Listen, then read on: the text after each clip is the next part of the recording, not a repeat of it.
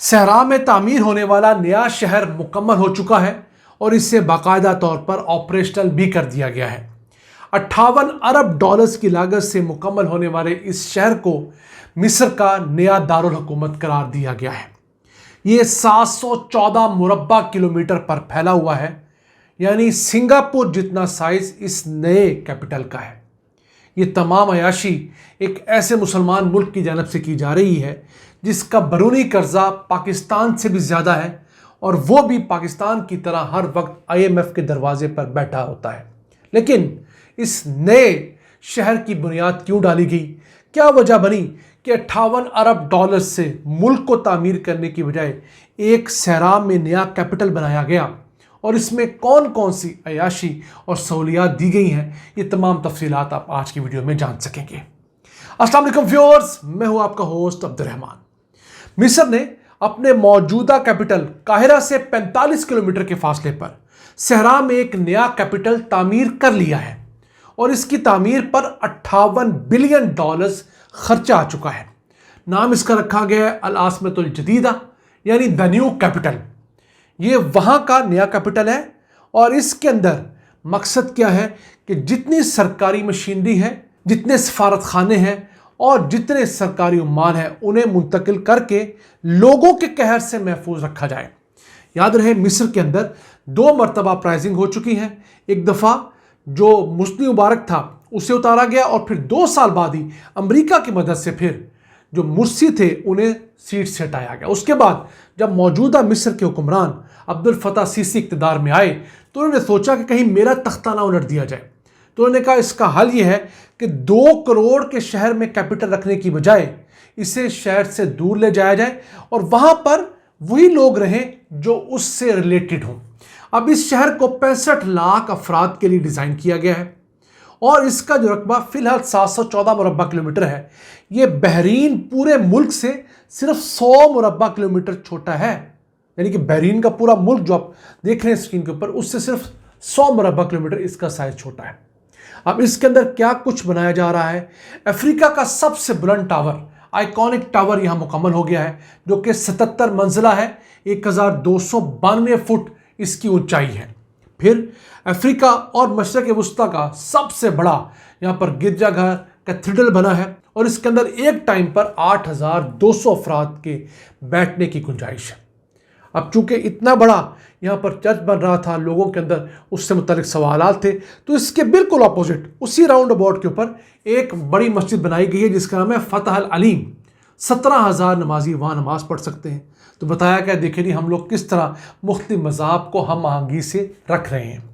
اب اس جو شہر ہے اس کے اندر ایک پورا ڈسٹرکٹ، یعنی سمجھ لیجیے ایک پورا سیکٹر جو ہے وہ سرکاری دفاتر کا ہے، ایک پورا سفارتی دفاتر کا ہے جہاں پر مختلف سفراء ایمبیسیز ہیں، پھر ایک ثقافتی ہے جہاں پر مختلف قسم کے انٹرٹینمنٹ کے زونز ہیں، پھر ایک سینٹرل بزنس ڈسٹرکٹ ہے، اور اس کے علاوہ 21 رہائشی ڈسٹرکٹس بننے ہیں، ان میں سے 8 کمپلیٹ ہیں۔ اس وقت تک مصر کی 30 وفاقی وزارتیں جو ہیں وہ اس نئے شہر میں منتقل بھی کی جا چکی ہیں۔ اب اس شہر کے اندر جو امریکہ کا ڈزنی لینڈ ہے اس سے 4 گنا بڑا تھیم پارک بننا شروع ہوا ہے، جو کہ 5000 ایکڑ رقبے پر ہوگا۔ پھر یہ اسمارٹ سٹی ہوگا جس میں 6000 جدید ترین کیمرے نصب کیے گئے ہیں، اور AI کے ذریعے نہ صرف لوگوں کو مانیٹر کیا جا رہا ہے بلکہ پانی، ویسٹ اور ان تمام چیزوں کو بھی مانیٹر کیا جا رہا ہے۔ اب اس شہر میں صرف سرکاری مشینری کو منتقل کرنے کے لیے، سرکاری آفیسز کو منتقل کرنے کے لیے ان کے اندر جو فکسچر پڑا ہوا ہے، فرنیچر پڑا ہے، اس کی منتقلی پر 100 ملین ڈالرز کا خرچہ آیا ہے۔ نیا ایئرپورٹ اس شہر کے لیے بنایا جا رہا ہے، rail network, road network اس کے لیے بنائے جا رہے ہیں، ایک نیا انٹرنیشنل اولمپک سٹی بنایا جا رہا ہے پورا کا پورا۔ یہ اس ملک کا ذکر کر رہے ہیں جس کا بیرونی قرضہ 164 بلین ڈالرز ہے۔ پاکستان کا کتنا ہے؟ 138 بلین ڈالرز۔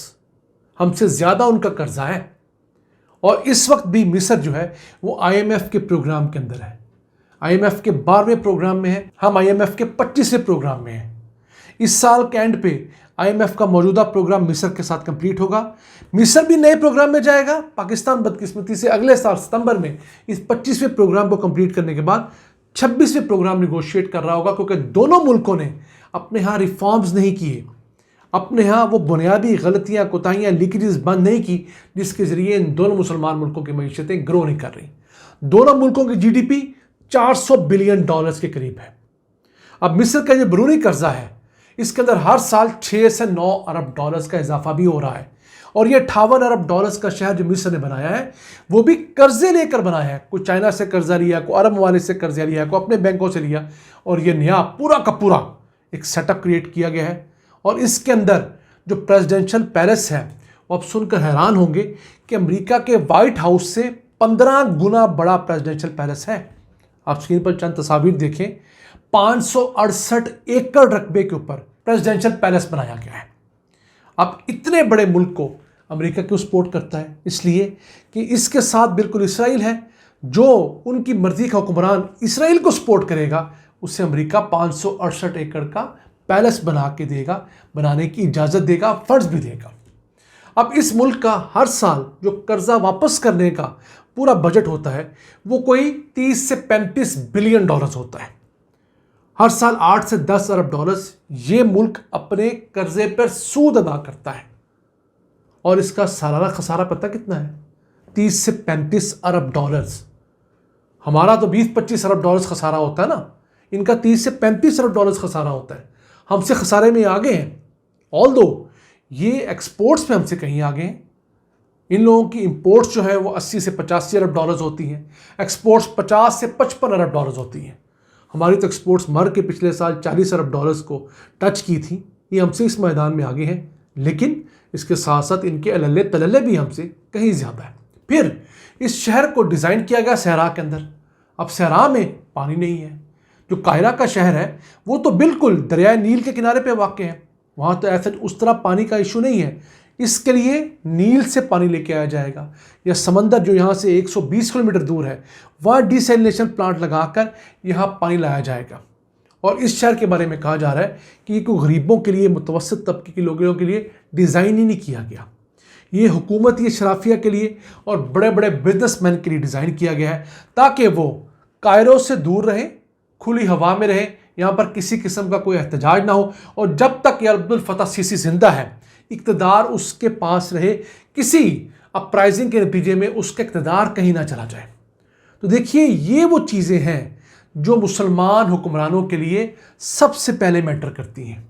یعنی 58 ارب ڈالرز اگر مصر کی معیشت میں انڈسٹری پہ لگتا، انوویشن پہ لگتا، آئی ٹی پہ لگتا، کمپیوٹر سائنسز پہ لگتا، تو آپ کو نہیں سمجھ آتی کہ مصر ترقی کرتے کرتے $1 ٹریلین کی اکانومی بن سکتا تھا اگلے 10-15 سالوں میں۔ لیکن عبد الفتاح سیسی نے اس ملک کو آگے بڑھانے کی طرف غور نہیں کیا۔ اس نے کہا میرا اقتدار بچ جائے، ملک میرا بھاڑ میں چلا جائے۔ یہی حالات ہمارے ہیں، ہمارے ہاں بھی یہی کچھ ہو رہا ہے۔ ہمارے جو حکمران ہیں، ہماری جو اسٹیبلشمنٹ ہے، وہ بھی اپنا ٹینیور، اپنا دور حکومت بس ایکسٹینڈ کرنے پہ فوکس کی ہوئی ہے، ملک کے بارے میں کوئی خاص خیال نہیں رکھا جا رہا۔ یہ ہمارا پاکستان جس سے ہم بہت محبت کرتے ہیں، اللہ تعالیٰ نے اسے قدم قدم پر مختلف نعمتوں سے نواز رکھا ہے، لیکن ہمارے ہاں بھی وہ ایشوز سیٹل نہیں کیا جا رہے جن کے ذریعے ملک بہتر ہوتا ہے۔ ہم لوگ کیا کر رہے ہیں؟ ہم لوگ زرعی زمینوں کے اوپر ہاؤسنگ سوسائٹیز بنا کے پلاٹ بیچ کر کھا رہے ہیں، اور پھر خوراک ہم باہر سے منگا رہے ہیں۔ ہر سال کوئی 10-12 ارب ڈالرز کی خوراک ہم دنیا سے امپورٹ کرتے ہیں۔ کہنے کو ہم دنیا کے سب سے زرخیز خطے پر واقع ہیں، ہم ایک ایگریرین سوسائٹی ہیں، لیکن 1 ارب ڈالرز کی تو ہم دالیں باہر سے منگواتے ہیں، ہم تو اپنی ضرورت کی دالیں بھی نہیں اگا رہے۔ پھر ہم لوگ کچھ 4 ارب ڈالرز کا خوردنی تیل دنیا سے امپورٹ کرتے ہیں، اپنی ضرورت کا تو خوردنی تیل ہم لوگ نہیں اگا رہے۔ چائے ہم لوگ دنیا سے امپورٹ کرتے ہیں اور دھڑا دھڑ چائے پیتے ہیں، بلکہ جو چائے نہ پیے اسے ہم باتیں سناتے ہیں، نہ جانے اس نے کون سی گستاخی کر دی ہے۔